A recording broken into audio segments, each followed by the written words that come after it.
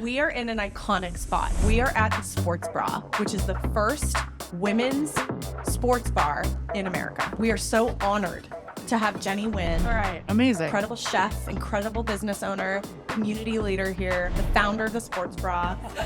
I live and breathe this, and like every decision I make and everything, it feels like life and death for me because this is my life. I mean, I have scars still from my first chef. Can you imagine if our parents took us to a place like the Sports Bra when we were like 7? Yeah. How that would have made us feel. Yeah.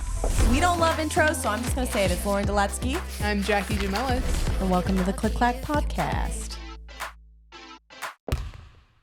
I'm super stoked to be here with you on episode 3. I mean, here we are. Let's go. I sounded really weird when I said that. No, you're good. Let's go. We're just getting our sea legs. Is that what they say, sea legs? I don't know. What's a sea leg, girl? You say some words. I'm like, what is that? This is true. I do. We talked through this today. We did talk through this today. But Jack, I missed you. You were gone in LA this week. Tell me, like, what were you doing? Celebrated my birthday. I don't want to say how old I am. It's a little embarrassing. What? Yeah. Let's just say we're millennials. Yeah, we're millennials. Proud millennials. Proud of being a millennial. Yeah, went to LA, went for work, saw a really great college basketball game, USC versus Notre Dame. And then Wait, can I just say something about the game? Yeah. So I watched clips from the USC game, and there were a ton of celebrities there, and I was very into that. Yeah. Snoop Dogg was there, Michael B. Jordan. I was like, that is sick. Yeah. I mean, I know celebrities have always kind of historically engaged in sport, but it's just so cool for me to see so many more coming out to support the women's game because, again, like, they have a platform. They should be using it to really support women's sports, and these games are incredible. And I think it's going to, again, like, why we're here is to really dimensionalize women's sports and help bring in more women like me who didn't necessarily grow up around the game. Yeah, I always loved playing sport, to really engage in sports. So I thought that was pretty cool. No, I think it's definitely something to highlight, like, especially being in the market of Los Angeles when there's so many different things that people could be doing, but they're deciding to go to a women's basketball game when they have so many different options. And the support of Juju Watkins, who's arguably one of the best players in women's college basketball right now. She has an incredible support around her, and it's been really cool to see that. That's so cool. What did it feel like in the stadium? I mean, it was electrifying. Like, when I played there, we would literally count our fans in the stands, and we would include the band as well because we didn't have any fans. Like, there were so many things, like I said, to do in LA, and people were not there watching our games, but just to see the progression and see this, the packed out arena of 12,000 people that were there, like, all the way up in the nosebleeds. It was sold out. Like, I was looking at the top of the arena and I was like, oh my gosh, like, there's people in the corners. Like, every seat looked like it was taken. And it was just so electrifying in the gym. And it was just such a surreal moment because I was sitting next to, another former WNBA player, 2 former WNBA players. And we just kind of took a moment to ourselves and just said, oh my gosh, like, what an amazing, situation that we're in. And also the men were promoting their game at that particular game. Seriously? USC men's basketball was promoting their game, and we just kind of looked at each other. We took a deep breath, and we were just like, this is where we're at right now. Like, USC women's basketball I just got chilled. It was just a really awesome moment to be able to be there and experience that. Did you see a lot of young girls there? So many young girls. I think that was also super awesome to see because you see just these young little girls that are so excited and eager to take pictures with the girls after the games. And you can just, tell that they want to try and mirror and mimic these players and be women's basketball players someday. That's so rad. So I've been thinking a lot about why did I never like watching sports? It's a great question. Yeah. And I've really been trying to unpack this question in my mind. Why, my dad would have the NFL on or a baseball game. I'm like, this is so boring. Why am I not into this, right? Yeah. And then I started dating a sports nut. All he cares about is sport. And I was talking to my friend about it today, and I want to get your point of view on it. She's like, because a lot of us women don't care about that, the intensity of that moment and the way the male game is told. And the women's game is really dimensionalizing how we engage in sport. Yeah. Can I just interject? Yes, I think please. it's so funny that you bring this up because I always ask myself, if I didn't have the dad that I had, how would I have engaged with with sports when I was younger because my dad literally like forced a basketball in me and my sister's hands when we were 7 years old. And I just fell into that. Like I knew basketball was going to be a part of my life, sports, soccer, everything that my dad had us in. But I'm like, would I have even cared if I didn't have my dad as my dad? I don't like I think it's just like a product of your environment. Interesting. But did you like, when you grew up, did you like watching NFL or like men's sports? No, I didn't. I liked watching the NBA. I liked watching Michael Jordan and certain players growing up. And then the WNBA happened in 96, 97. Yeah.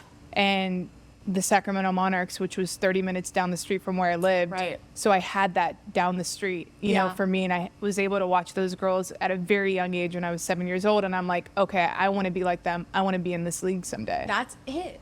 It's like, to me, it's accessibility. About, it's accessibility. It's about representation. I also was thinking a lot about just the stories that have engaged me. And I think for a lot of women, time is our most important commodity. We don't have it. Like, I would love to just go to a game whenever I could now, but I have kids. I always have to be thinking about them, and there's just not enough time in the day. And so I do think that, you know, with some of the, like with Unrivaled Sports, what's coming out of that, and the way that we're thinking about innovating around the women's game for the future to bring more fans in and make people like me a fan. Right. I think that's where it gets really interesting, right? Yeah. Because it's going to be a different type of effectively how we watch sport. But still, it's like, what are we doing to bring in, you know, different walks of life into these arenas? Totally. So y'all are probably wondering, why aren't you in Lauren's office? Which is our home studio. But we brought a little bit of Lauren's office here. But we are in an iconic spot in Portland, Oregon, Northeast. That's my neighborhood too, which I love. We are at the Sports Bra, which is the first women's sports bar in America, probably the world, honestly, from what I know. And we are so honored to have Jenny Nguyen, the founder of the Sports Bra, an incredible chef, incredible business owner, community leader here at her table we're sitting at, to talk about all things women's sports, entrepreneurship. The theme of this episode is really making women's sports your business, which is what I want to do. So I'm so excited to learn about Jenny's path and what she's built. And I feel really proud that she was willing to sit down with us. So we're going to have her on here. Let's get it.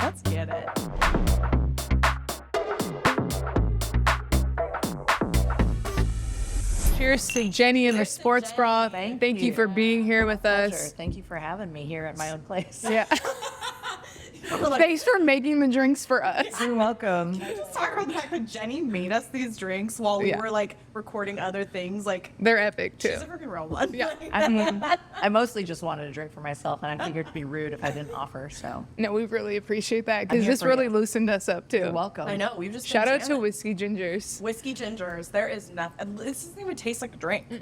It's just delicious. Dangerous. It's dangerous. Also, Jenny, I mentioned this earlier, but your beer selection in this bar is fabulous. And there is sometimes a stereotype that women don't drink beer. And let's be real, I am one of those women who drinks beer, and I hate that stereotype. Period. Yeah. I mean, I don't drink beer. I'm one of those. Oh, you are. I also Okay, don't well, drink beer. Oh, but damn Yeah. it. Okay, fair enough. it's waiting for me. Yeah. Well, yeah. It's the taste for me. Hate it. But you know what? I love that we have 3 different women with different experiences Yeah. around beer here. But are you, I don't know if I read this correctly. Are you like strategic with which beers you have in here? Or like, Yeah, I mean, we have 21 taps, and everything on the tap list is either owned, operated, or made with a woman in a brew house. so rad. Yeah, so we have a couple ciders, kombucha usually rotating, and then the rest are beers. We always have an NA on draft, which I think there's only a very small handful of places in town that keep NA on draft. awesome. Interesting. Yeah. Yeah, I don't think it's been a while since I've had that. Uh-huh. Yeah. We are in Portland. I think we said that, but also home of the beer. Let's just Also, we're in Portland. I'm going to say it again. I'm just kidding. Lots of beer to choose from. There's so many beer. I mean, guys, I lived in Utah for 6 years, and it was yeah. a Tragic. beautiful place. I'm kidding. I've never even been Essence there. of alcohol. It's like, But it's, Yeah, it's there's a lot of great things about it, but let's just say the beer is not one of them. So we are very happy to be back in Portland for many reasons. But well, Jenny, we're so stoked that you would sit down with us. Yeah, you bet. Give this podcast a go. We're not even live yet. So Jenny's gonna be episode 2. Yeah. Dropping in January. But yeah, we want to just know all about you, and I thought we'd start with kind of an icebreaker, sort of tougher question. And you know, we're sitting in the very first women's sports bra in the world. In the world, it's 2024, people. 2024, and Jenny has done something truly amazing, Iconic. truly iconic. So, I want to know about a time where when you were building this business and this vision, where a man or a person said no. And how did that make you feel in that journey? Yeah, I mean, I think that the first things that come to mind, and I also think it's part of my personality, is I'm kind of a eternal optimist. But the first things that come to mind are there have been literally, I feel like 3 cis het white males that have helped to bring this thing to life. Like they came in at the right times. Yeah. And helped to kind of push this thing forward. That's That's the first stories that I think of. But have I ever had naysayers? Absolutely. But it wasn't really until we like hit the public, when it got printed, of course, then the trolls came out. And then there was like tons of people being like, oh, we give it 2 months, or women don't watch sports, or women don't drink. There aren't going to be any women that go to a bar to watch sports and drink.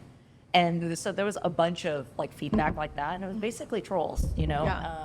And it was a lot at the beginning, and now, you know, I mean, if I even hear about it, it's very few and far between. Wow. Was this something that you had been brewing in your mind already about the sports bra, or did something happen around 2020 where you were like, okay, I want to do this? So in 2018 was when I came up with the idea of the sports bra, and it was a joke. And it was just like this fantasy land that we talked about, and I had given it a name, and my friends and I would just like, whenever we were disgruntled with any part of a sports bar experience, we'd be like, at the sports bra, you know, this, that, and the other thing, and we'd have a good laugh about it, and then forget about it. And then in 2020, the pandemic happened. Right. And when the pandemic happened, it made me feel like I needed to do something different with my life. I was unemployed. So prior to opening the sports bra, I was unemployed for about 5.5 years. Yeah. Comfortably. Like, I want to say semi-retired, honestly. I had bought a house early on when I became an executive chef, and I pared down my life, rented it out, and was able to make ends meet. And if I needed any extra money to like travel or have some fun or go see some friends, I'd pick up like odd jobs off Craigslist. And that was it for 5 years. Yeah. 5.5 years. Well, 2020 was also such a pivotal year. 1,000%. Yeah. That's why I what asked. happened. Okay. Yeah. And it was just like, I was totally not that person. You know, I was the person who was never super motivated or driven or ambitious, never had dreams of my own. Really, like I had Aaron, and then I eventually had another general manager who pushed me to do more in my career. And then if we're going to backtrack, in 2015, I took a trip to Vietnam with my parents for the first time. And that 2-week trip shifted my entire worldview. I came back and I put my notice in because I'd been chefing for a long time. Yeah. And I went to Vietnam and realized that my life wasn't fulfilling me in the way I thought it was. And I didn't realize it until I got there. And so I came back, quit my job, no plan of what to do, but just figured, you know, it would show itself. And 5+ years later, it hadn't shown itself. And then in 2020, the pandemic happened. Millions of people were dying. Portland was a situation. There were social justice movements. I was watching what was happening in the Wubble. I was there. There was a lot happening, and it just really made me feel like I wanted to contribute. Yeah, totally. And I had never had that feeling before. Yeah. I'm an only child, very used to being independent and doing my own thing and not, you know, worrying about anything. And so all of that turmoil gave me new perspective and was just like, I reevaluated what my priorities were. Yeah. And so I wanted to do something, but I didn't know what it was. And when I thought back on my life, I'd only ever really was passionate about basketball and cooking. And I didn't see those two things meshing in any real good way. Yeah. And I happened to be dating this woman at the time, and we had met playing basketball 14 years prior, and lifelong basketball players. And so the joke, she knew all about the joke. We had the same friends group, all the things. And she goes, "Hey, you know how you always joke about the sports bra?" I was like, "Yeah." She goes, "Why don't you do that?" And like literally when she said it, I laughed in her face. Yeah. Because it had been like a Wow. joke, and it felt like I needed something really serious Yeah. to contribute to Yeah. this world that Wow. was upside down. And I started to like turn it around in my head, and I was like, okay, let me try to find somebody who might be able to give me some insight on this. And my previous life, I was a chef, and I'd been in kitchens for a little over 15 years. Of that 15 years, 7 of the years was working underneath this guy named Aaron Dion, and he was my executive chef. I always started out as like a salad bar prep cook. Is at this the in Portland? Adidas headquarters. Oh, nice. Oh, Okay. Yep. Yeah, corporate. Just prepping the salad bar. And he must have saw something in me. So he kind of put me under his wing and mentored me. And, he kept asking me what I wanted to do, what I wanted to be. And I was like, I don't care. I was 24. And throughout the years, he kind of kept pushing me and then brought me along with him. And eventually I became an executive chef on my own. And then he left the company and started working as a culinary director for a restaurant group here in Portland. And so at the time, I reached out to him. He was the culinary director for 14 restaurants. Of those 14, 5 were sports bars. So I texted him one day, and I was just like, hey, I have an idea. You want to meet up for a beer? So we meet up at Hammer and Stitch over in Northwest. They're no longer here, but I remember it like it was yesterday. I sat down, we caught up because, we chat like maybe twice a year or something. We caught up real quick, and he goes, okay, tell me your idea.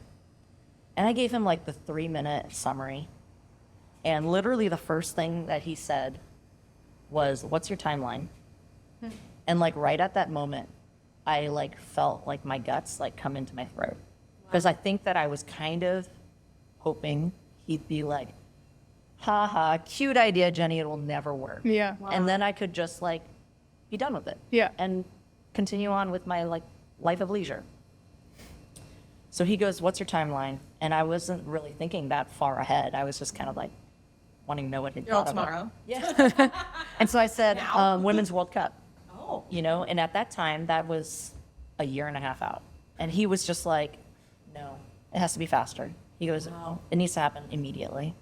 And then he told me a couple instances where some of his sports bars that he ran, they did like Thorns watch parties. Oh, yeah. And how they would sell out and absolutely like have to turn people away like within 5 minutes. Like he said it was insane. Why the name the sports bra? Yeah.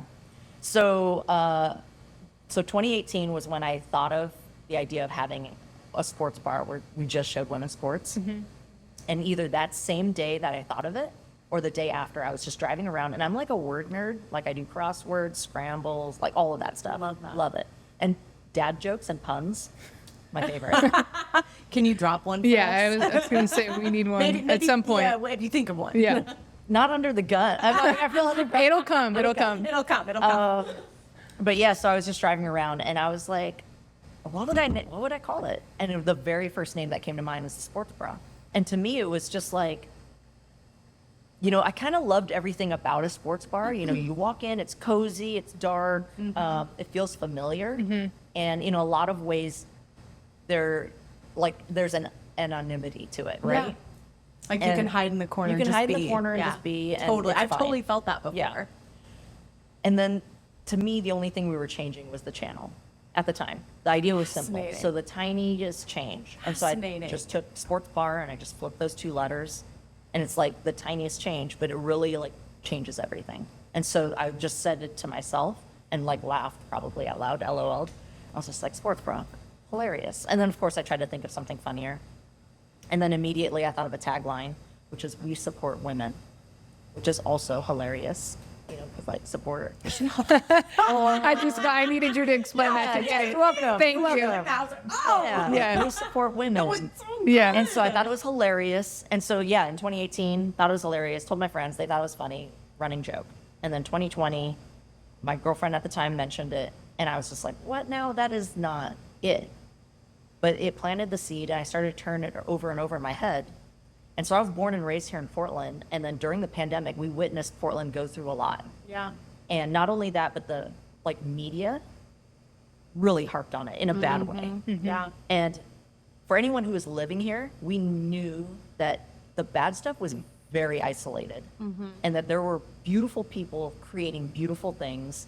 And I mean, there's nothing like a freaking tragedy to bring the entire city together, true. right? So true. But nobody was reporting on that stuff. Yeah. So then I started to think, okay, something like a women's sports bar feels empowering and it feels like kind of a light in like a moment of darkness Yeah. for this city, the city that I loved.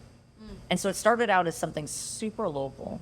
And then, you know, I just thought about, God, I wonder if there's a business for this.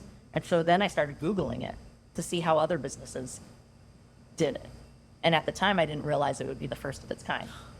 And so I Googled and Googled and Googled different word choices, different, like, mixed them up, couldn't find anything. If anything, there were a couple pop-ups that did it around, like, championships Yeah. games and, like, traveled around to different bars or whatever, and they hosted it. But nothing brick and mortar. And I was just like, oh my God, it looks like nobody's done this. And then I got real scared. And so I started to think, okay, if I do this, or like, why hasn't someone done it? Right. And is it because there's not a market? And I just kept rolling over in my head. And, you know, it just became one of those things where I was researching a ton, thinking about it a ton. And then it got to the point where I was dreaming about it. I was sketching things on napkins. I was waking up thinking about it, going to bed thinking about it. And it just encompassed my whole life. And then it got to the point where I was like, okay, I either need to do it or I need to let it go because I'm not thinking about anything else. I feel like you were ahead of your time in a sense, and like you saw what people are now seeing like 4 years before it actually happened. That's what true innovators do. They can see the forest of the trees. Yeah. Truly. I mean, what I remember when it was announced, and I was at Nike at the time, and I was like, this is unbelievable. And I remember I Googled it too. And I was like, I was just curious because for the first time I thought to myself, why aren't there more women's sports bars? It doesn't really make any sense. We have lots of other things that are women's experiences, but why not a sports bar? And I was like, there's literally none. Right. There's none. Even- I'm like, this is incredible. Even till this day, like if I want to watch a women's sports game, I know it's going to be packed here. So sometimes I'm naturally like, okay, I'm not going to go to the sports bar because I'm not going to have a seat, right? But I still have to make calls to regular sports bars and ask, yo, are you playing the WNBA game?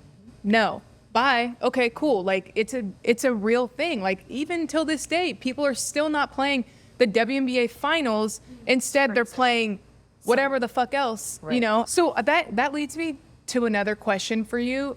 Do you ever play men's sporting events here? Or does that just go completely against the concept? Completely against the concept. The only time men's sports get shown is one by accident. Because sometimes, you know, the game is Someone over accidentally and changed there's the not like channel. a post Right. game. And then it's like, bam, we're going into the third quarter of like some football game. There's also some co-ed sports that will show. Like pickleball, doubles. Yep. Oh, okay. Oftentimes, there's also like meets or tournaments where they'll switch back and forth. Like a Tennis track does it meet? pretty often, track, Yeah. swimming, and we'll just leave it on. So people will complain and we'll be like, give it 5 minutes, it'll go back to the women's Right. heat. The Olympics, we kept it on. I mean, for the most part, the women's stuff was separate. But there were certain things that were like kind of back and forth. Track and field is pretty common. Yeah. But other than that, no. We made one exception one time, and it was for Tiafoe. When he was in, I think it was like the semifinals for the U.S. Open, the men's U.S. Open or something. And it was like the first time like a black man had been in it. Yeah. And when we think about the bra, we don't just think about girls and women's sports, but we also think about underrepresented folks on TV. So non-binary folks, and just a lot of the stories that don't often get the light of day. Right. And so my bartenders here called me and said that there was like 5 or 6 people who had just finished watching a women's tournament. And they were like, would you make an exception for this match? Because it is historical. Right. And I hummed and hawed and I was like, yeah, let's do it. Yeah. And so for that was the only time. And then we once played the halftime show for the Super Bowl because it was Rihanna. I mean, come on. mean, that come counts. on. Yeah. We're all here for the halftime show. Let's No just be fucking real. question. Yeah. Love that. Let's just So- be Okay. real. That was honestly, I think, my Awesome. favorite halftime Yeah, show. but we get a lot of phone calls and a lot of folks rolling in here for like the men's World Series or you're the like, Super Bowl, sorry. and we're Yeah. just like, no. Yeah. I love that. I mean, So dope. So something I wanted to comment on that means a lot to me, just in your brand, is the sports bra. And I think for a long time, it hasn't been considered a critical piece of equipment. Exactly. And I even think back to some of my earliest days playing sport and having to figure out how to be supported was awkward. Like it just, that's the only word that came to mind was awkward. And the reality is no bra, no sport for a lot of women. And so for me, this is maybe more of a comment than a question, but I'd love for you to elaborate, is really just, it means a lot to me as a woman who loves sport. And like, I just ran my first marathon. I love to run. I have a really, thank you. I have a really healthy relationship with sport. But why don't we talk more about the bra? Because it's honestly more important. I could probably run a marathon without shoes. I can't do it without a bra. So talk to us a little bit about that and like, what does that mean to you? Yeah, I think that's fascinating. And, you know, the whole journey has been pretty incredible and complicated in a lot of ways. And it touches on so many different things, which I think is why it resonates with so many different people. Yeah. Whatever your gender, whatever Yeah.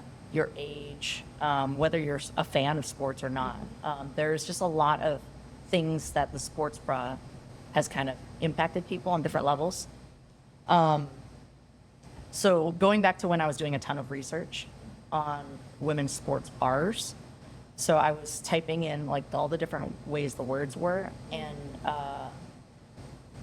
you know, it would take sports bar and then women's, and then it would mix the letters up. Like, did you mean sports bra? Fascinating. And so there was a lot of sports bras popping up. And then I went to, like, of course, go check out the trademarks because I knew that the name I wanted to trademark and if that was possible. And so I started to look up that stuff. And what I was noticing over and over again were images of hypersexualized girls and women playing sports. Where it wasn't focused on their athleticism, it was focused on like them being bent over or like their breasts coming out of their, you know, like all of those things. And it left an impact on me in that there is this hypersexualization of athletes in their bras. And it kind of made me want to name it the sports bra even more. And I did like an informal poll of my friends and my friends' friends. And there was a small group of people who were just like, we love the concept, but we don't love the name. We think that the sports bra is too taboo. Like, they likened it to like calling a place like the jock strap or something like that, which is also a piece of equipment, but you know, different. Yeah. And so the more they said that, the more I thought about it, and I was just like, and it actually like made me want to name it that even more. And then the final straw kind of was I was telling my dad about it, and he goes, I don't think any men would want to go to a bar called the sports bra. And I was like, honestly, if a man is like emasculated enough by just the stupid name of like a bra being mentioned, it's probably not the kind of man we want in this Right. space anyway. Right. And so all of these How? signs were pointing to me like, let's call it the sports bra and take it back and like remove the taboo, and just like treat it as it is, which is exactly what you said, a necessary piece of equipment for women athletes to perform at their best. Absolutely. And so, you know, it was like shocking to folks at the beginning, but literally now people, you know, they lovingly refer to it as the bra. I'm going to the bra. Where are you going to be? Oh, heading to the bra. And nobody flinches anymore, Right. which to me is like a win. It's huge. And not only that, but I remember opening, and what's funny is like some key pivotal moments of everything that's happened, because a lot has happened. A lot of the stuff I remember is from the very beginning, because everything was new and shocking. But I remember our first week of being open, we had grossly underestimated how busy we were going to be, so we ran immediately out of food. And I called in Bring snacks. I called in an order to go run to the warehouse to pick it Yeah. up. So I phoned in an order. They're like, okay, pick it up in 2 hours. I drive up there. I run up the ramp, and I go up this plexiglass window, and you know, people with phones. And then right behind them is a giant warehouse with forklifts and everything happening. And I was just like, hey, I'm picking up for the sports bra. She picks up the horn, and she's just like, pick up for the sports bra pickup. And you could hear it echoing throughout the entire warehouse. And just like dudes in forklifts driving around, there's trucks being loaded. I just was like, this is happening. Yeah, that's a moment. Like, that is a moment. Yeah. Like, they just had to say the sports bra, like, at a warehouse. Yeah. And then I also That's so remember cool. getting my first IRS letter, and it said the Sports Bra LLC on it. And I was just like, Yep. Oh, I- that they shit. just said the sports bra. Yeah. I feel From like the government. Yeah. So I can just imagine a tattoo of a woman with a megaphone, like talking to people and saying the sports bra. sports bra. Wouldn't that be the Yeah. sickest tattoo? also the sports bra is it's such a thing for women who play sport too, because I can't tell you how many women have a lucky sports bra, like who are have a superstition about like a specific sports bra. Like I played with the same sports bra every game in high Really? school. It was yellow. It became like green because it was so crusty and gross. But like I feel like women in sport, like the actual garment is like it's like special to everything. It's like part of the uniform, you know? So I just think it's a very relatable name. I absolutely love it. Like I flocked to it the moment that I heard it. Well, and I just think about girls coming up in sport, and like, I hope that my daughter never uses the word awkward to talk about a sports bra. Yeah. It It should be, normalizes it just normalizes Yeah. it. And I feel like that's what we need more in this world, is normalizing equipment that women need or products that women need. And it isn't just kind of this like taboo topic. Or so for me, I just wanted to say thank you for naming it that, because I have a vivid memory of getting my very first sports bra and feeling so freaking uncomfortable, because that was just normal Totally. back then, right? It was like, oh, you're gonna have to like be hush hush about it. You don't talk about the bra. And now it's like, we're sitting in a sports bar called the Bra. Yeah. That's freaking rad. It's amazing. That's freaking rad. Do you mind if we kind of bring it back a little bit? I just want to ask the question, like, where did your love of sports start? Yeah, I mean, so super young age, and really just one sport, basketball. Yeah, I picked up a basketball around 5, and immediately, you know, it was a Nerf kind of situation with a short hoop, and just wanted to like shoot it and dunk it and learn how to dribble. My dad, so both of my parents are from Vietnam, and soccer is a big thing there.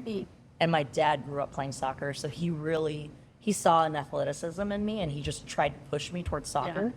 And so I tried it, but literally every time somebody kicked the ball towards me, I would grab it with my hands and start dribbling. And they were like, okay, this clearly is not going to work. They're like, oh, so we need to give her a basketball. Yeah. And then, you know, obviously I was pretty fast, so like track and field coaches tried to get me to do Fast. stuff. Speed. But I was not motivated to run without a basketball Something in or your like hand. guarding something, Yeah. or So like some reason to fascinating. run fast. And so, yeah, basketball was it. So started playing, you know, 5, 6, and then just loved it. How long And- did you play? Like, did you play in high school? So I grew up here in Portland. My parents worked multiple jobs to send me to a private school because we lived in a really bad part of town. And so if I were going to go to public school there, it was dangerous. I mean, it was honestly dangerous living wherever we were living, but at least I was going to a private school. Yeah. And at the private school, you know, definitely minority, definitely very poor, and definitely hiding it all the time. And then I also knew I was a lesbian like at a super young age. So awkward in all the ways from a super young age. But as soon as I stepped on a basketball court, nothing mattered. It didn't matter if, you know, I only had one uniform. We had uniforms, and all the kids had like rotating uniforms, same colors, you know, but different styles. And I just had the same one. And like none of that stuff mattered as soon as I stepped on the court. And so basketball became kind of like my identity and my kind of a crutch or like a cloak that made me feel like all of those other ways that I was weird or didn't fit in didn't matter. And so for a while, basketball was that for me. And Why yeah. do you think basketball made you feel like so safe?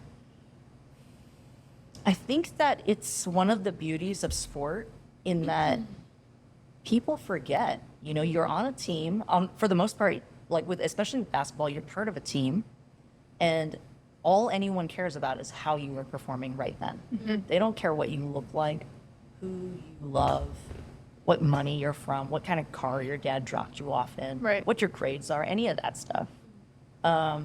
Such a good answer. Yeah, and so I felt a lot of safety there. Yeah. In like a time that I was really feeling real weird about myself. Yeah.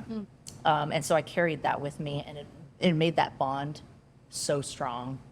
And so I played, I remember being in the playground and the nuns like standing and watching and being like, "We'll see you on the Blazers squad," because the Blazers were huge growing up. Yeah. Yeah. And I played middle school, high school, 4-year varsity, and then I got a very small scholarship to Clark College, right in Vancouver. Dude, that's awesome. Yeah, Didn't like know. I think it's like $400 a That's quarter. amazing. So I was like, "Fuck yeah, I'm going to play college ball," and it's really funny because I Not further didn't. than me. I mean- quit after 7th grade. I didn't have any goals outside of playing basketball. So I had like this delusion that that was what I was going to do my Yeah. whole life. I didn't have plans on working. I was just like, I'm going to play ball. Like I literally didn't have a plan on what my career was going to Yeah. be. People would ask and I'd be like, I don't care. I just want to play basketball. Yeah. And so when I got that tiny scholarship, I was like, I'm going to a community college, and everybody else, like all of my friends are going to like state colleges or Stanford or like wherever. And I just wanted to play ball. So I was just like, I'm doing this. Anyway, super proud of myself, whatever, high fives. And then about 2 weeks before my freshman game, I was at an open gym and I blew out my ACL. Full on, ruptured it. And it was devastating. I was 19. I came out to my friends and family when I was 17. So I was still kind of like tracking all of that stuff. And then I blew out my knee. And I felt like, I mean, not to be over dramatic, but I was 19 and I felt like my life was over. I totally 'Cause get it. Everything I had known about myself was Yeah. wrapped up in that. Yeah. And very quickly, my relationship with my parents like fizzled. One, I didn't come out to them until they found out on their own. Okay. And so that was difficult. And then the knee being blown out, I just like lost it. And so I started fighting with them. I'm an only child. And so that's a whole other conversation. And I went away to college, and I basically went to Western Washington University in Bellingham. And I only picked it because it was the furthest away from my parents I could get, but still be in state. Yeah. Because still money was an issue. So went to Western, and my first time away from home, and then realized very quickly that, and I didn't know this prior, but my mom had made almost every meal for me growing up, day in, day out, every meal. And then we sat down for dinner as a family every night. And I grew up with home cooking. And so as soon as I went away to college, I was like, oh, sweet, lasagna and burgers and pizzas every day. And then like 2 weeks later, I was like, I hate this. I'm over Yeah. it. Yeah. Where's my Over that. Yeah. meal? And so not only was I super depressed and all of these things, although there was like a tinge of like freedom, there was that. But I didn't know what I was doing. My parents really wanted me to be a doctor, of course. So, and I was pretty good at school, and I didn't have ambitions for myself. So I was like, I don't care. So I signed pre-med. So I went to school on a pre-med track. And then I quickly learned that the food was terrible at the school. And then I started cooking in the dorm kitchen, which shared a wall with my dorm room. And then I started dating this woman.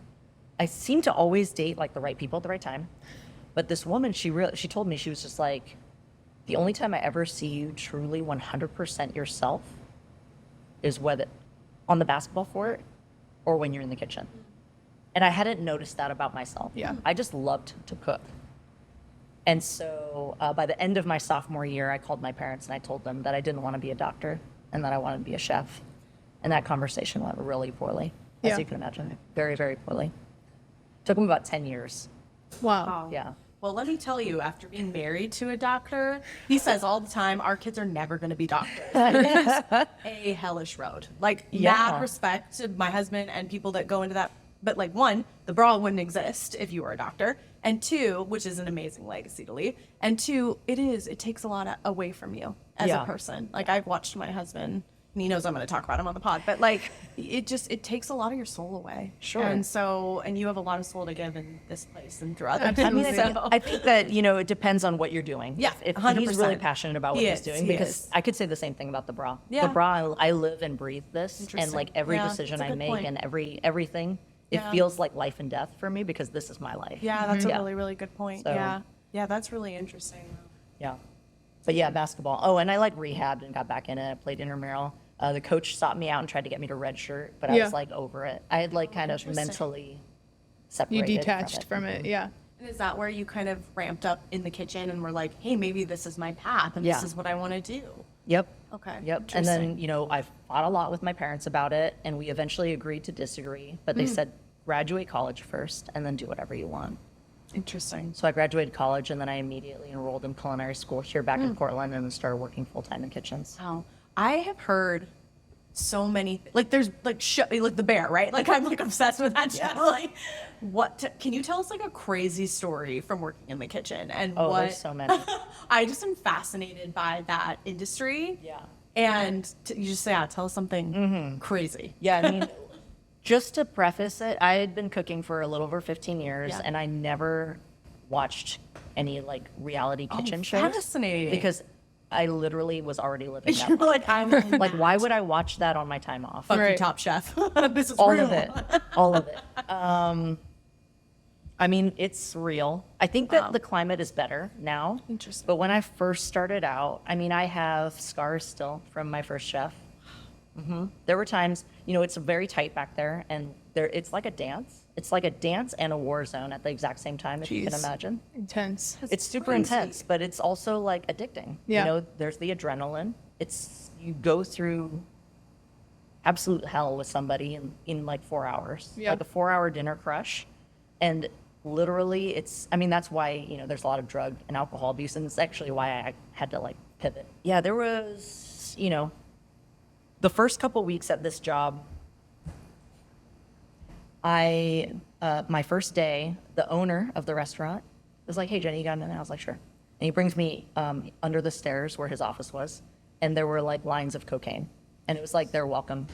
They're welcome to the kitchen. Yeah. And I was crazy. like, oh, no, I'm cool. Yeah. And I just tried to play it as cool as possible because I was the new kid. I also, Right. wanted to fit in. And so I tried to play it as cool as possible. Yeah. Like I said something like, oh, I can't do that and drink at the same time, because it was also a job where as soon as you clocked in, you were drinking. Yeah. But anyway, there was a time where I had mistimed there's these like really skinny onion rings that were like coated in cornstarch and then fried to top like a ribeye. And so the chef, they're firing a ribeye, and you have to time the garnish so that the plate with the ribs come into the window, and then you put the garnish on, and then it goes out. like and a if machine, and yeah. if you mistime it, the crunchy onions aren't good, whatever. Yeah. Or the ribeye sits in the window and gets cold while it's waiting for your fried onions. So there's a whole timing, and it's constant. Anyway, I'm like hooked. I'm Yeah. like hooked. My mouth is watering. No, I'm like, I'm like picturing it. Yeah. And this is for 17 things on one ticket, and then there's 36 tickets. So if you think about that, and just I would anyway. crumble. Yeah. I mean, it's Same. it's not for everybody. Yeah. But for the right people, it is everything. Yeah. And I thrived in that situation. Anyway, I'd mistimed the rings, and this was in my first 2 weeks, so I was still kind of learning. I'd mistimed the rings, and he didn't say anything, but he took the pan that he had just cooked the ribeye in, and he threw it across Oh, wow. the kitchen, full force. And I ducked, and it hit the stainless steel wall right behind me. And I stood up, and there was this woman who was training me, and she must have registered the look on my face, because I was just about to cry. Yeah. Just about to lose my mind. And she goes, don't you fucking cry. Yeah. Holy She shit. whispered, she stood an inch from my face, and she goes, don't you fucking cry. She goes, if you cry, he wins. Yeah. And she was like, you don't want him to win, do you? I just got chills. And Yeah, I just same. and I sucked. It was like my whole body sucked it all back What in. the fuck was his problem?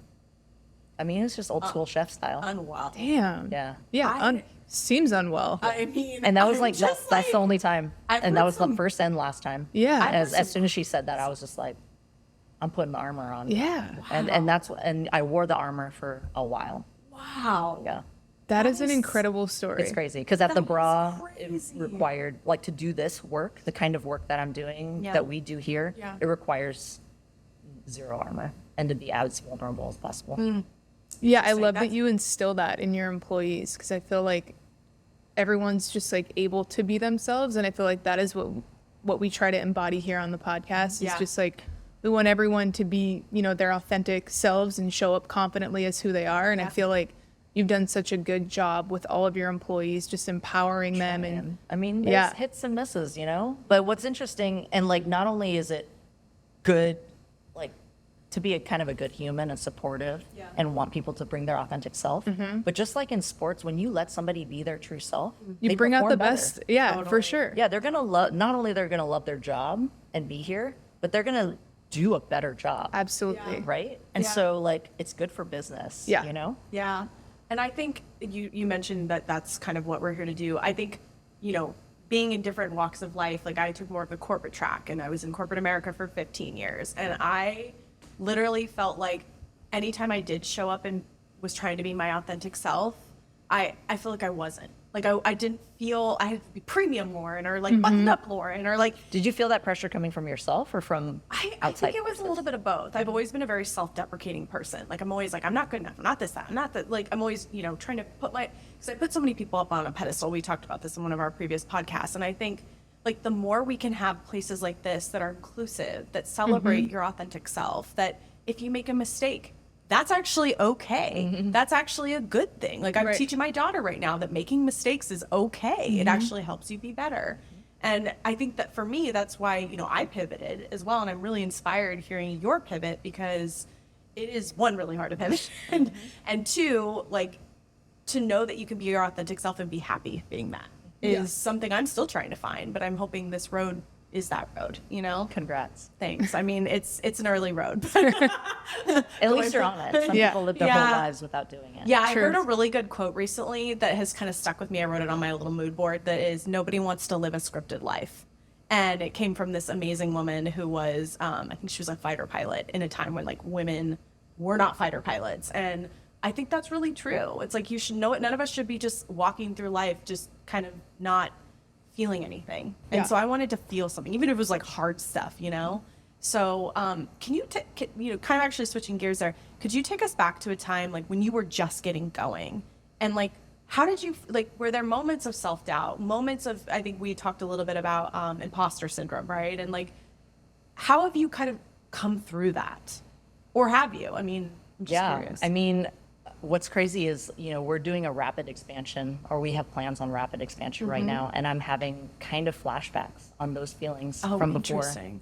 But, it feels bigger now Yeah. that everything is out in the open, and it feels like there's a lot more to lose. When I opened the bra, like, to me, it was like I believed in this, and like I had a small core group of friends that also believed in this. But for the most part, nobody knew what was happening. My general personality is being like, I love to be comfortable. Like, I don't like to take risks. And that has always been like the number one thing that my employers or bosses would review me on. Be like, Jenny, you need to like, Be more buttoned up or kind of. you need to push yourself further. Okay. Like, because I would, if somebody interesting. handed me something to do, it could have 1,000 things on it. I'd be like, okay. And I would knock them out. But I would need somebody to tell me. Oh, interesting. But if Got I it. had 5 things to do, I would do those 5 things. And I'd be like, okay, Yeah. walking out. Got you. Not motivated or ambitious to do more than whatever was asked of me. But I was a good worker. And so whatever somebody asked me to do. And so I always had people in my life that pushed me. And that's how I got to be where I was. Yeah. But when it came to the bra, I was just like, God. Like, again, I started out in fine dining, mom and pop owned restaurants. So I didn't have any illusions on, I didn't know exactly how hard owning a business would be, but I knew it wasn't going to be easy. I'd seen people like lose their kids or start using drugs or get divorced, like all the things. Yeah. Sleep in the back room. So when I was like, God, do I want to start a business? Like, I know it's going to be hard. Yeah. That feels really uncomfortable. Yeah. And so I got to a crossroads where I was just like, do I choose this path of life of leisure, which was I had been on comfortably, or do I choose this completely unknown thing that would literally require everything that I owned and like all of my time and effort? And also the idea of going from unemployed to like full on owning a small business during Yeah. the pandemic doesn't feel safe. So fork in the road. And I was really teetering. I could really go either way. I could flip a coin almost, Oh, Yeah. Because I love being comfortable again. And like that other thing is fucking scary, right? Yeah. But it came down to, again, I was still dating that same woman and we were talking about, we were just sitting around drinking and I said, can you imagine if our parents took us to a place like the Sports Bra when we were like 7? Yeah. Life changing. How that would have made us feel. Yeah. to like look on TV, see the sport that we love as kids being played by like adult women, and then a room full of folks cheering for them. Right.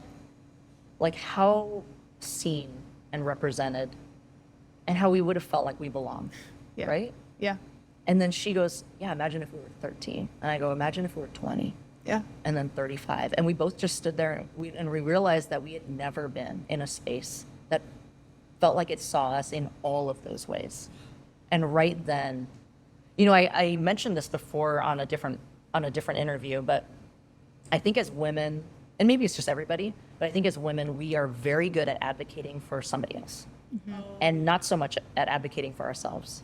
So when I thought about, do I want to open the sports bra, I just kept thinking about me now. Like me now, I have to change my life. I have to be super uncomfortable. I have to Right. take all my money out and put it into this box that might blow up Yep. and tank and then start over. That feels really scary for me. Yeah. But as soon as I introduced the 7-year-old version of myself and then transposed that to some other 7-year-old kid walking through that door and having for the very first time that feeling like, Yeah. oh, that's- maybe I belong here. Maybe I belong in sports. Maybe there is a future for me in this. That simple idea was enough for me to like, it flipped the switch. And right then I was just like, I'm doing this. And it became less of a choice and more of I have to. And so when people ask me, Jenny, weren't you afraid? Wasn't it risky? Yes, all of the things. But at that point, I felt like I didn't have a choice. Like I would hate myself if I turned my back on 7-year-old me. Yeah. Like I would regret it. And I knew right away that that regret was something I couldn't let go of. And then another thing that kind of put the nail in the coffin was my girlfriend was like, if you don't do this and somebody else does, how would you feel? Damn. And I was like, no, nobody's taking my It's a baby. fucking great Nobody's question. taking my Yeah. baby. I was like, this is my baby. Yeah. And you know, I wasn't sure if anybody could do it like me. Yeah. I've had a lot of life experience that kind of the bra encapsulates all of that, like the very queer experience. Born and raised here in Portland, a woman of color, only child of immigrants. So there's a lot of experience that my life just has had Yeah. that made this place so different. So speaking of people doing it like you, and as you're franchising the sports bra, how important is it for you to find, you know, different owners in different places? Like how, like I'm sure that you want like a good feeling about Yeah. who chooses, you know, Protect the brand. Yeah. For sure. Yeah. Celebrate the brand. Yeah, I think there's a lot there, and it's hard to parcel out. You know, I feel like when we go to franchise, there are kind of two schools of thought. One is that you pick a place, like an area or city or town or region or whatever, that you feel like the bra will really kick ass at. And then you take applications for that in that location. And then there's this other school of thought, which is much riskier because it spreads the net very wide. right. And that's, you find the right people. And maybe it's not one of those home run cities that have both a WNB team Yeah. and an NWSL team and like the opportunity for a pro volleyball team or Right. something like that. Yeah. It could be some tiny town, but you find the right person who embodies the values and culture of the bra and you build it there. Because my belief is that the bra can belong in any community and people will benefit from it no matter where it's at. And maybe it's 50 people and maybe it's 50,000 people. Yeah. But it still matters. And to me, it's impact. And it's maybe not numbers, Yeah. but it's in individuals. So if we put the bra, if we decide that we find somebody, or if we find Yeah. somebody who's awesome and they're in a tiny town that could really use that space, Yeah. we might do it there and just make it smaller and cozier. I mean, it would never be as small as this. This is uncomfortably small. I love how small it is. It It's intimate. It's amazing. I'm like, I just want to take a little nap over on watch Yeah. some sports, I have have a definitely done drink. that. Oh, the first 3 days, I was definitely napping. Were there. you in a sure. Snuggie? Because I would totally wrap up in a I- Snuggie. I wish. I wish. Do we need to get you a clip Yeah. pack Snuggie? Yeah. For the I mean, Do you have one? Yes, is the well, answer. yeah. gonna come for out with all sure we kinds of do. merch. Okay. Yeah. Count me in. Can I also just say that, like, there's a couple of things, like, I think what's really different, at least from just studying, like, why women's sports now and understanding how to get more women engaged in the game, And not even just like going to a game, right? It's about like listening to the stories, paying attention, following the players, like building the community. I really think it's about community for me. 1000. And I think I was talking to Jackie about this earlier, but I was like, why didn't I like watching sports when I was younger? Like, why? My dad always had a game on. Oh, I want to hear your theory. Let's hear your theories. Yeah, why don't we start with you? Because we were just talking about this. I want to know your theory. Yeah, my theory is that, especially as women, we resonate with stories that we see ourselves in. Yes. And I talk to so many women, especially like my age. I'm like probably a decade older than you guys. My age or older, that say I grew up playing all kinds of sports. I love playing. I hate watching. And when you think about what they grew up watching, when did they ever see their story reflected back to them? Totally. Hardly ever. Yeah. And so how do you connect with something that you can't relate to? Totally. But now more than ever, we're getting more and more content. And so the ability to have stories that remind us of ourselves, Yes. bam, we're connected. That's freaking Yep. it. That's it. That's what I think it is. I think that's absolutely it. And I think that that's what also separates, because there's tons of studies now yeah.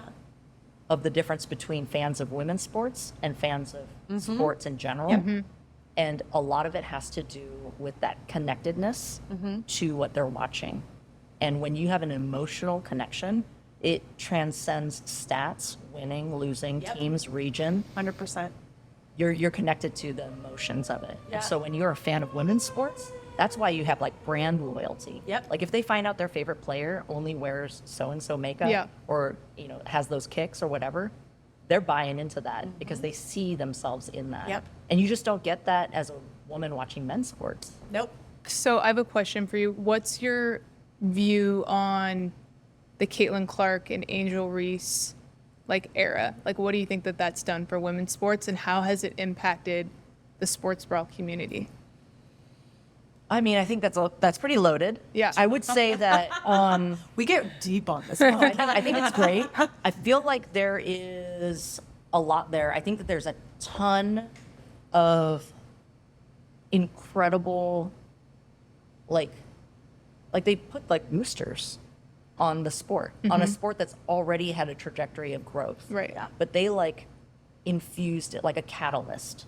And having kind of that rivalry, I mean, people love the drama. Rivalry, They yeah. love a rivalry. They Right. love the drama. And for those who have been in the space, fucking awesome. Love it. Yep. Storylines, blah, blah, blah. Everybody's talking about it. For those who are coming from the outside and coming in for the very first time, they don't know jack. And so they only know what they're seeing. And they come in with this kind of outsider perspective that felt like it was dominating Yeah. the narrative. And then there was this Yeah. kind of what feels like a culture war of Yeah. the old school, new school. For sure. Who's really been ride or die women's basketball for a decade or more. Yeah. And then the newbies. And there's nothing wrong with a horde of new fans. Right. But when they come at Hello, me. I'm like, yeah, teach me no, everything. absolutely. But it's just like anything else. If you come to learn and come to be a fan, Yeah. you've got to learn it all. You Yeah. can't Totally. just learn this narrative Yep. and then buy in, and not only buy in but shut everything else out. Yep. And so I think that there was a lot of toxicity in that. Interesting. That has nothing to do with Angel Reese or Caitlin. Yeah. Yeah. And a lot to do But then with I other think that things. there's some incredible stories, like Lauren's story, for example, of what Angel Reese, I feel like, did for you for women's sports. And you can speak on that Yeah, better it than I was can.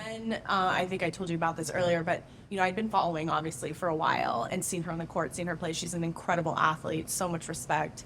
But then I saw her at the Met Gala, and she was dressed by Anna Wintour, and it was this huge moment. I mean, imagine that's a big deal generally to go to the Met Gala and to get dressed by Anna Wintour, and the way that she showed up was it just like a light bulb went off in my head. I was like, this woman, the way she showed up and just owned herself, her true self. And then all these people gave her shit for they were like, she had another, a big game or something coming up. They were giving her all this shit for not practicing or some bullshit. And I was like, How do you do both? How are you going to show And up I'm at your like, game when first of all, you just were at the Met Gala? Yeah. business. And also, a man would never be questioned that way. Right. And she got up there and said directly to the media, and this is something I've really loved about her, is that she just says what's on her mind. Who cares what the PR people say? She just says what's on her mind. And she's like, women are not one-dimensional, and y'all have to stop treating us that way. Like, stop treating us that way. And those were not her exact words, but effectively.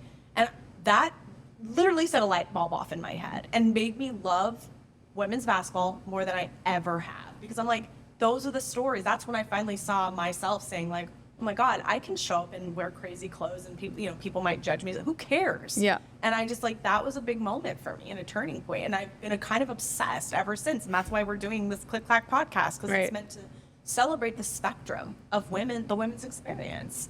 So anyway, that was a long answer, but Can we just close out with one important question that I think is really just, I want to highlight this. What woman in your life has been the most influential? I mean, it's probably super cliche, but it's 1000% true. It's got to be mom, super, like, mom for sure. And I think, as I get older, I realize more about mom, right? I think that's just the way the cycle is. Yeah. And when I think back on, mom had me when she was 20. She spoke very little English. She came here when she was 17, fled the war. She grew up extremely wealthy in Vietnam. And when the war happened, they lost everything. wow. Met my dad, who my dad's family was extremely poor. So opposite spectrums. They met here in the States. And my dad won her over. And my mom's family, still very classist, even though they had no money, knew all about him and his family. And they were just like, if you go with them, we never want to see you again. Wow. And she did. Wow. So she left with him, packed like $74 worth of stuff into his car, and then drove west from St. Paul, and then landed in Portland. It's incredible. And then, didn't have her family, had me by herself, and then, What a woman. yeah, and it's just worked multiple jobs. And I just think about, like, I'm dating a woman now with 2 kids, and she's got tons of friends with kids, and just seeing how difficult it still is for her with all of the support in the community. And I think about my mom. Yeah. And then I think about what I was like when I was 20, Wow. raising a kid. And like, so I'm 44 now. That means if I had a kid when I was 20, they would be 24 years old right now. Yeah. And for me to think about that and like my mom Yeah. is insane.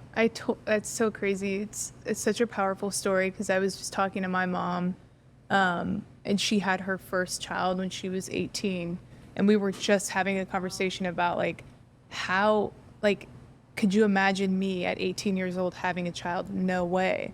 And just like her being able to raise my half sister by herself, and she was a very different version of a mom when she had me and my other sister, when she was almost 40 years old.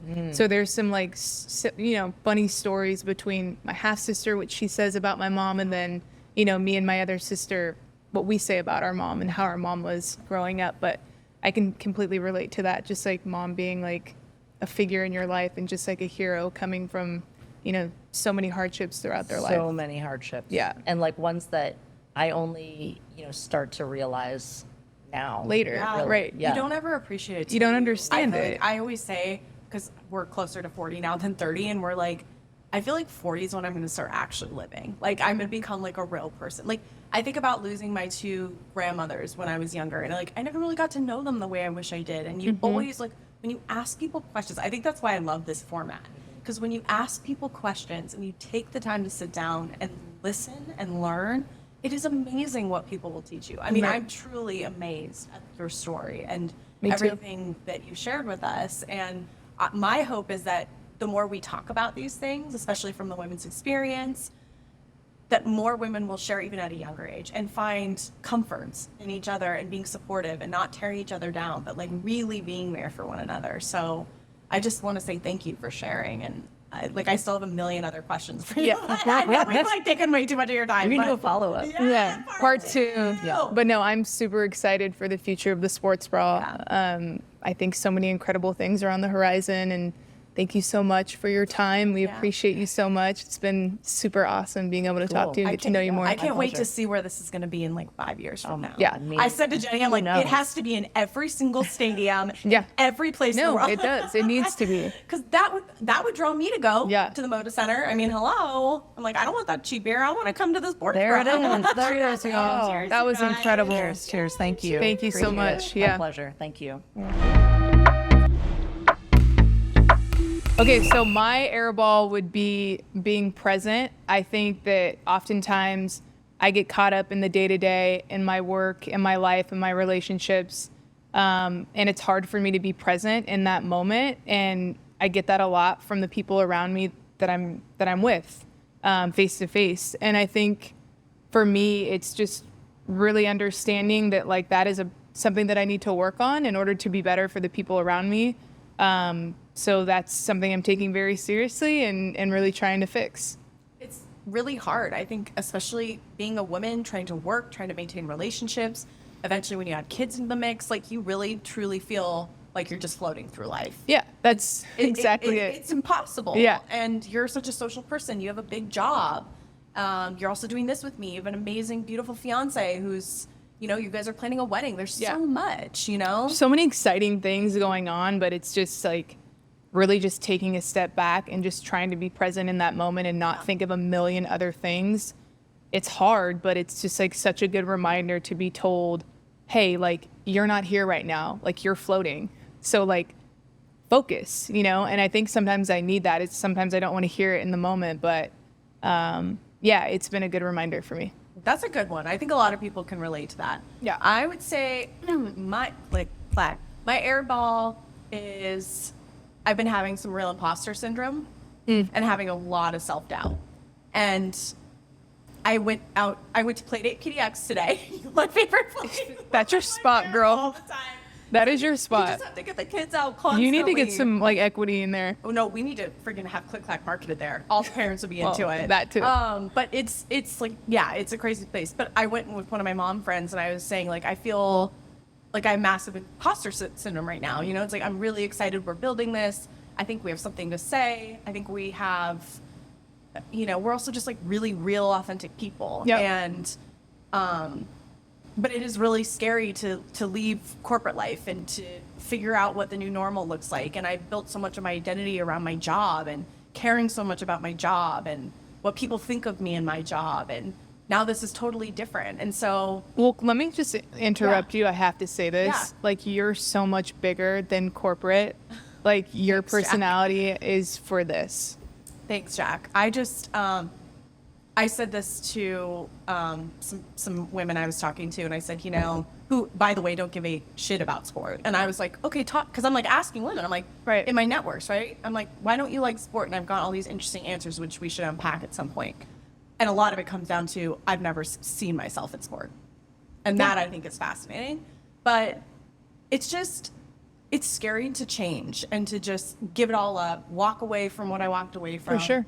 I'm really proud of what I did, but I do feel like I'm kind of going through this phase of imposter syndrome. Like Yeah, one I day get it's it. like really fucking great, and we're like, oh my god, we have all this momentum, and then like a week goes by, and it's kind of like, eh. And so Yeah. it's just kind of, I need to be better at being comfortable in the uncomfortable. Yeah. And I'm freaking horrible at that. Comfortable in the gray. Comfortable in the gray. I like that. Yeah. Should we have called this podcast Comfortable in the Gray? I mean, we can still call it that. Okay. Now No, I should think we- that's super relatable. And I love that answer because, I mean, I think a lot of us go through that at different times. And we just talked about transitions on our last Yep. episode. And I feel like that is just like very similar. To Yeah, I was super inspired by Doc and just how she navigated through all of those, first of all, just unbelievable hard things. Right. And how she just always came out on top. And so I'm just trying to use that as a muse for myself of, even if you aren't where you want to be, like keep pushing, keep going. I don't want my daughter to grow up thinking I quit Yeah. anything without giving it a real try. And I quit a lot of sport, by the way. I was really athletic.